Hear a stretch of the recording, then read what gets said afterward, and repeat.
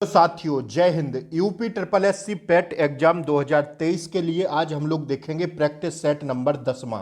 इससे पहले हमने 9 प्रैक्टिस सेट करा दिए हैं। अगर आप लोगों ने यह 9 प्रैक्टिस सेट नहीं किए हैं तो लिंक आपको इसी क्लास के नीचे डिस्क्रिप्शन बॉक्स में मिल जाएगी।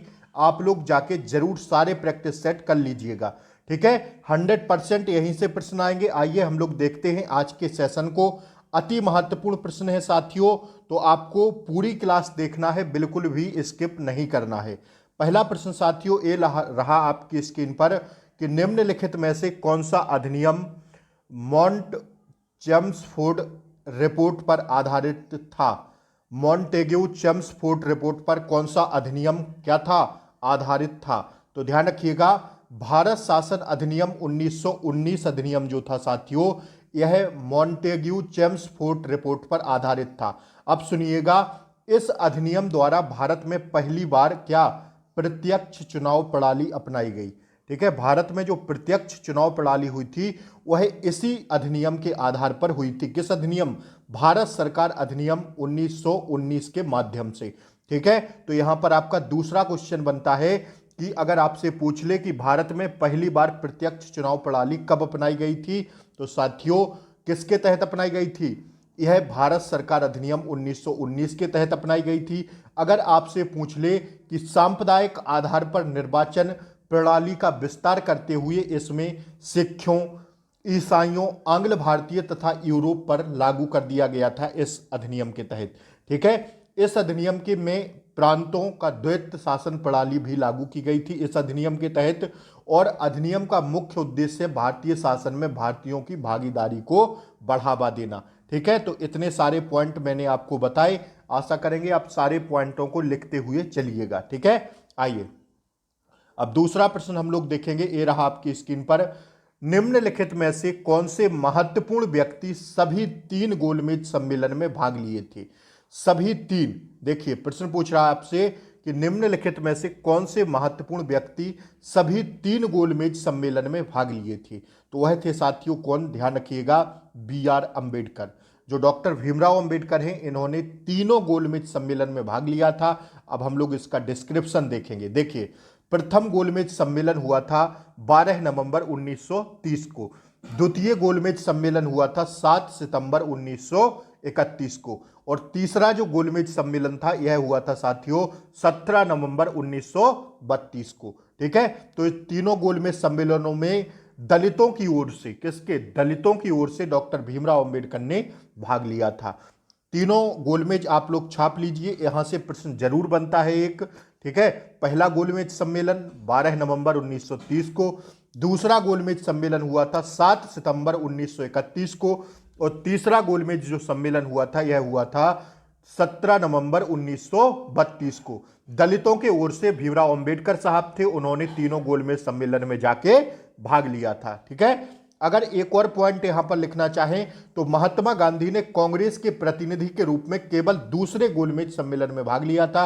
अगर आपसे कभी पूछ दे कि महात्मा गांधी जी ने कौन से गोलमेज सम्मेलन में भाग लिया था, तो द्वितीय गोलमेज सम्मेलन में महात्मा गांधी ने भाग लिया था, और द्वितीय गोलमेज सम्मेलन हुआ था 7 सितंबर 1931 को। ठीक है, आइए अगला प्रश्न देखिएगा साथियों, तीसरा।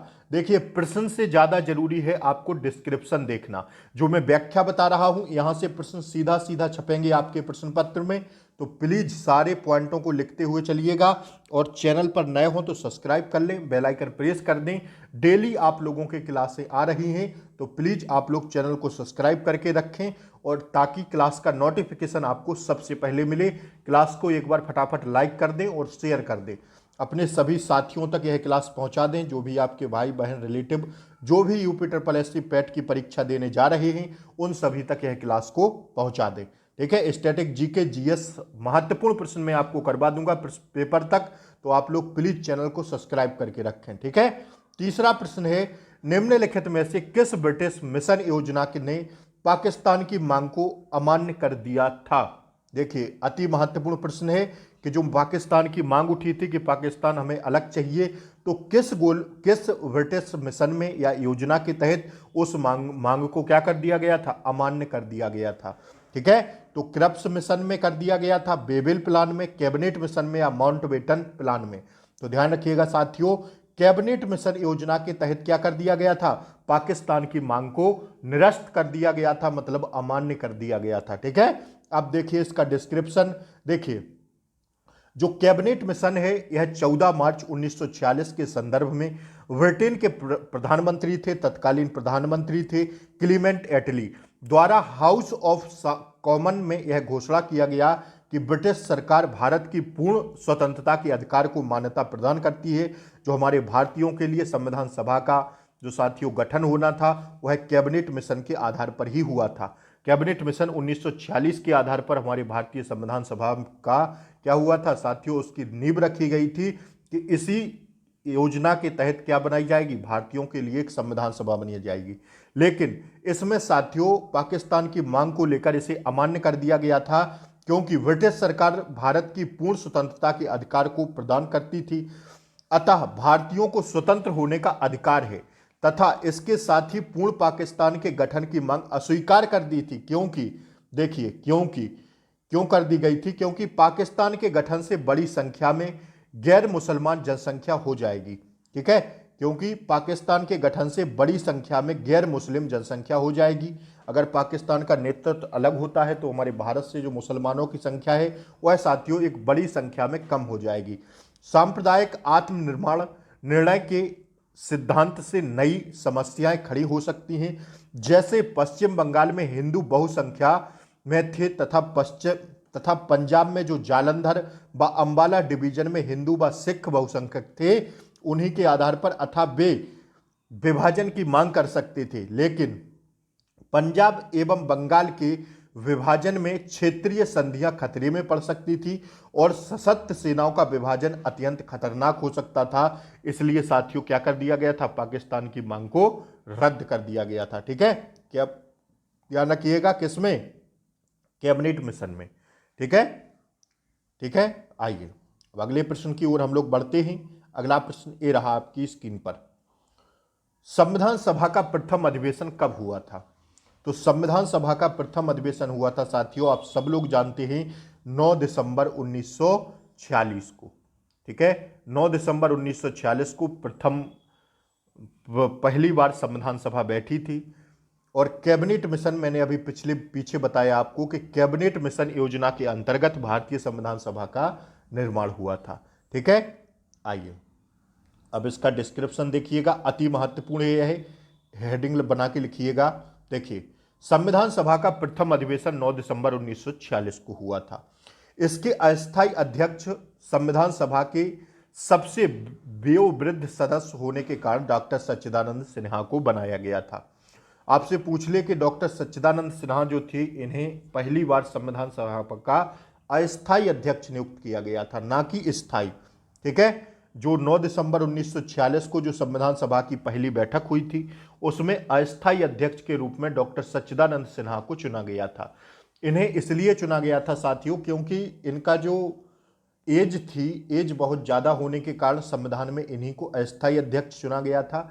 लेकिन खाली ये एक दिन अस्थायी अध्यक्ष के रूप में काम कर पाए थे। इसके बाद स्थायी अध्यक्ष के रूप में डॉक्टर साथियों जो है राजेंद्र प्रसाद को चुन लिया गया था। ठीक है, स्थायी अध्यक्ष पहले थे डॉक्टर राजेंद्र प्रसाद।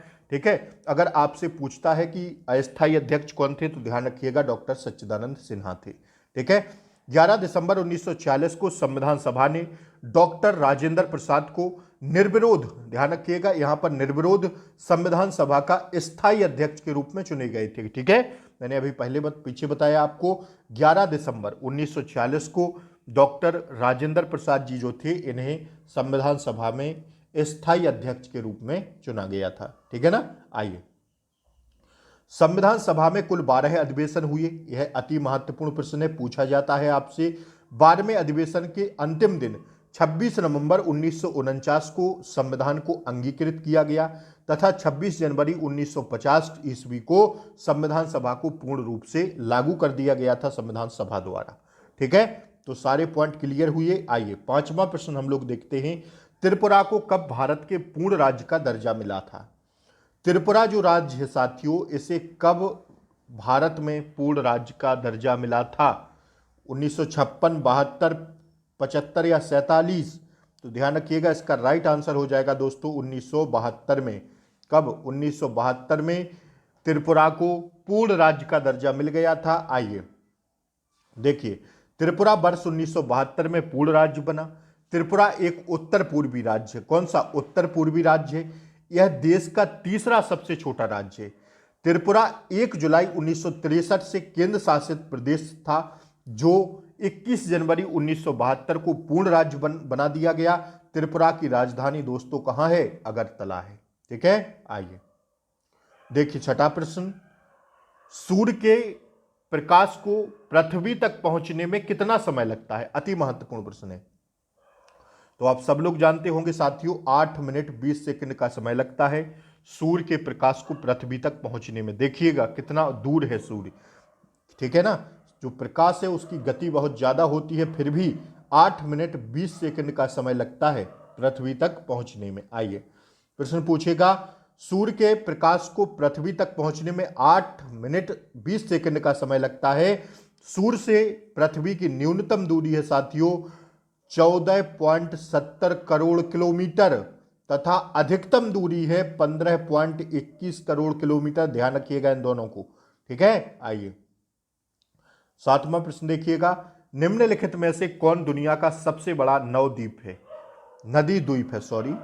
देखिएगा निम्नलिखित में से कौन दुनिया का सबसे बड़ा नदी द्वीप है? तो सबसे बड़ा नदी द्वीप है साथियों कौन? ध्यान रखिएगा माजुली बा असम, ठीक है। यह सबसे बड़ा नदी द्वीप है दुनिया का, माजुली असम में, ठीक है। ध्यान रखिएगा ऑप्शन डी इसका सही जवाब हो जाएगा। आइए देखिए, माजुली नदी द्वीप दुनिया का सबसे बड़ा नदी द्वीप है, जो असम राज्य में ब्रह्मपुत्र नदी में के मध्य में स्थित है।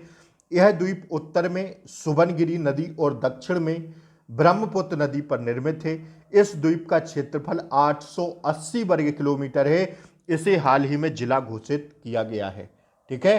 तो अति महत्वपूर्ण थे सारे पॉइंट, ठीक है ना, पेपर की दृष्टि से अति महत्वपूर्ण है। इसे हाल ही में क्या किया गया?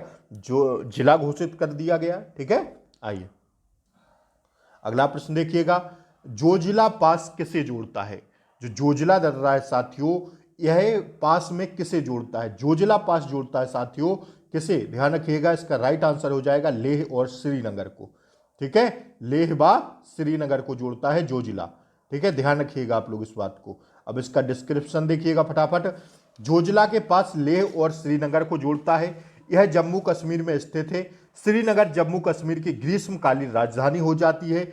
यह हिमाचल के पश्चिमी क्षेत्र में स्थित है। जोजिला दर्रा पर NH1D नेशनल हाईवे बना है, जो लेह और श्रीनगर को जोड़ता है। That's your answer. सारे पॉइंट क्लियर हो गए होंगे, ठीक है। अब आगे बढ़ते हैं। आइए देखिएगा, दर्रा तिब्बत के पास सिक्किम राज्य को जोड़ने वाली भारत चीन सीमा पर है।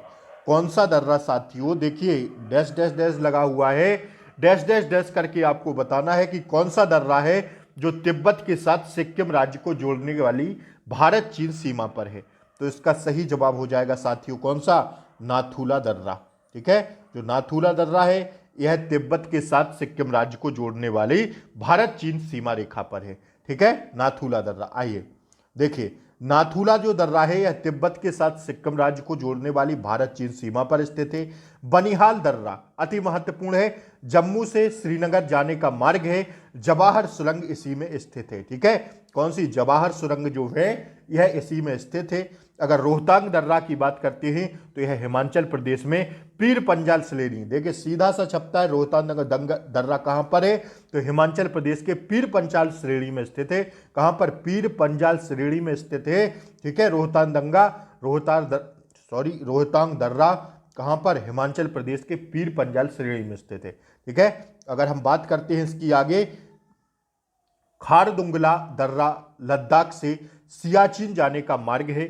इसी के सहार नुब्रा घाटी जाया जा सकता है। इसकी के सहारे कहां साथियों? नुब्रा घाटी जाया जा सकता है। अति महत्वपूर्ण थे साथियों। देखिएगा अब अगला प्रश्न, पृथ्वी पर कितने प्रतिशत ताजा जल उपलब्ध है? तो ताजा जल साथियों जो पृथ्वी पर उपलब्ध है वह 0.3% है, ठीक है। 0.3% है। ऑप्शन बी इसका एकदम करेक्ट आंसर है, ठीक है ना। आइए, जो साथियों ताजा जल होता है वह पृथ्वी पर 0.3% है, ठीक है। आइए देखिएगा, पृथ्वी को जलीय ग्रह तथा अथवा नीला ग्रह कहा जाता है। हम सब लोग जानते हैं क्या पृथ्वी को जलीय ग्रह भी कहा जाता है और नीला ग्रह भी कहा जाता है। पृथ्वी के धरातल का 71% भाग जल आच्छादित है। ठीक है। उत्तरी गोलार्ध के कुल क्षेत्रफल के लगभग 60.7% भाग पर जबकि दक्षिणी गोलार्ध के लगभग 80.9% भाग पर जल है। लेकिन पृथ्वी पर कुल जल का लगभग 97% खारे जल के रूप में दोनों गोलार्धों में महासागरों में मौजूद है और केवल 3% ताजा जल उपलब्ध है। ठीक है, तो आज इतना ही रहने देते हैं। कैसा लगी क्लास जरूर बताइए, कैसी लगी आप सभी को, और अगर अच्छी लगी हो तो शेयर कर दें फटाफट। ठीक है, और चैनल पर नए हो तो सब्सक्राइब कर लें, बेल आइकन प्रेस कर दें ताकि डेली आपको क्लासों का नोटिफिकेशन मिलता रहे। ठीक है, तो जरूर बताएं, कमेंट जरूर करिएगा। ठीक है ना, और मिलते हैं फिर अगले प्रैक्टिस सेट के साथ। आज था 10वां, 9 प्रैक्टिस सेट आपको करा दिए हैं। लिंक इसी क्लास के नीचे डिस्क्रिप्शन में मिल जाएगी, सारे प्रैक्टिस सेट आप लोग देख सकते हैं। जय हिंद, मिलते हैं अगली क्लास को के साथ शाम को। तब तक के लिए जय Hind, take care, bye bye, नमस्कार।